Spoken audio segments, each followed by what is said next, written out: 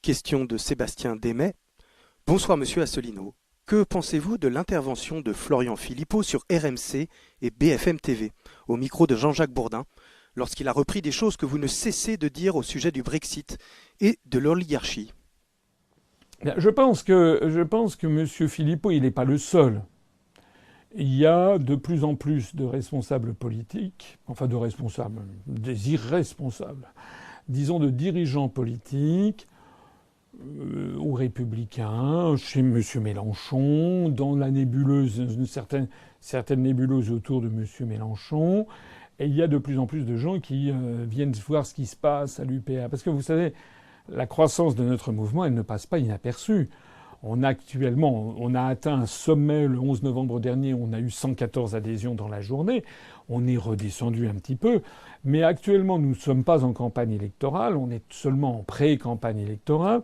Et actuellement, nous avons 25, 27, 22, 35, 35, 38, 20, etc. Une moyenne de 25 à 30 adhésions par jour. C'est considérable. C'est considérable, surtout pour un mouvement politique qui est totalement interdit des grands médias. Donc on attire l'attention évidemment des autres. Et il y a un certain nombre de dirigeants, enfin tous les autres se disent mais comment ils font? Et comment fait Asselineau? Alors ils se sont aperçus que peut-être à un peu d'honnêteté, ça c'était pas mal.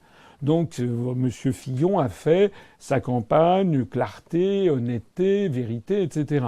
Ça a d'ailleurs plutôt bien marché parce que effectivement, entre Sarkozy, Juppé et Fillon, c'est Fillon qui apparaissait finalement quand même comme étant le moins malhonnête et celui qui disait à peu près ce qui lui traversait l'esprit sans que ce soit des trop grands calculs.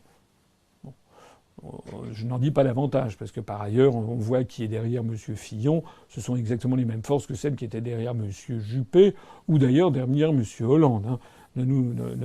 Mais ça veut dire quand même que dans les officines médiatiques là, qui suivent un petit peu, qui donnent des conseils de marketing aux hommes politiques, ils viennent voir un peu ce qu'on fait et essayer de comprendre pourquoi ça marche. Alors, M. Philippot, lui, carrément, mais c'est pas nouveau, il reprend des pans entiers de ce que je dis. Le problème qu'il a, M. Philippot, c'est que d'abord, il est très isolé, il est assez isolé au sein du Front National. D'abord parce qu'il fait partie d'une coterie, il ne fait pas partie de la famille. Il y a différentes coteries au sein du Front National. Hein. Donc il y a chacun, et là il y a les gens qui sont plutôt derrière Marion Maréchal Le Pen, d'autres derrière Madame Le Pen, d'autres derrière le grand-père, d'autres derrière la petite-fille, d'autres derrière Philippot, d'autres derrière Monsieur Collard. Chacun a d'ailleurs son point de vue sur la question. Et ils disent des choses totalement contradictoires. Hein. Je rappelle que Madame Marion Maréchal Le Pen, très régulièrement, veut faire alliance avec l'UMP ou les Républicains. Elle avait dit qu'on ne pouvait pas sortir de l'euro comme ça. Monsieur Gendre Louis Alliot, il veut faire autre chose. Et alors lui, Philippot, son créneau, c'est de venir me piquer des trucs.